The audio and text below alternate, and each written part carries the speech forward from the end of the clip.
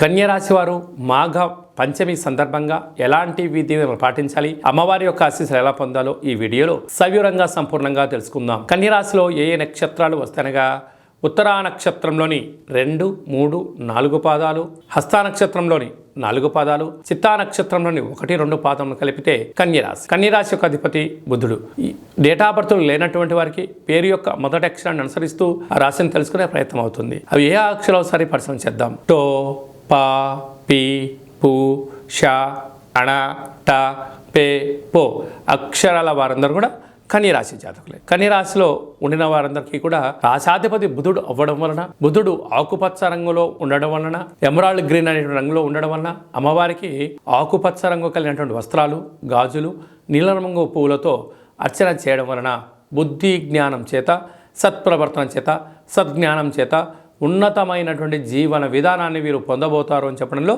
ఏమాత్రం సందేహమే లేదు. అలా రాశిలోని కేతు సంచార స్థితి ఉండడం వలన వీరికి ఆలోచన, విధి విధానం, ఆధ్యాత్మికత, భక్తి భావన వీరి సొంతం అవడం వలన వీరికి అంతా మంచి కాలమే అని చెప్పి గమనించాలి.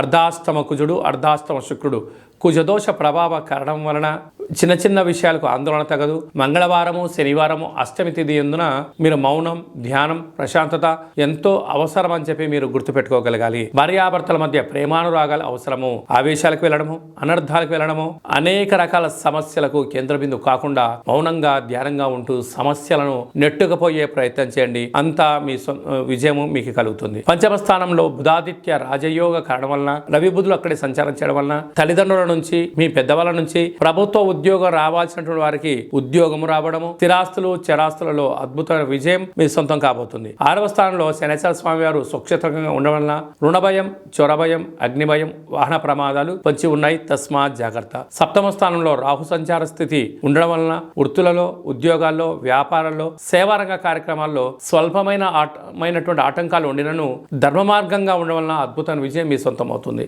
అష్టమంలో గురు సంచార స్థితి ఉండడం వలన వృత్తులలో, ఉద్యోగాల్లో, వ్యాపారాల్లో స్వల్పం ఆటంకాలు ఉంటున్నాయి కనుక వీలైనంత వరకు రుద్రాభిషేకం చేసుకోండి. స్వామి యొక్క ఆశీస్సులు పొందండి. స్వయం వృత్తులు, సేవా రంగాలు, ఆహార ఉత్పత్తులు, అన్నదాన కార్యక్రమాలు, అలాగే చేతి వృత్తుల వారందరికీ, వ్యవసాయ సోదరి మండలకు కొద్దిపాటి ఓపికగా చేసుకొని వెళ్ళగలిగితే స్థిర చరాస్తులు మీ సొంతం అవుతాయని చెప్పి గమనించాలి.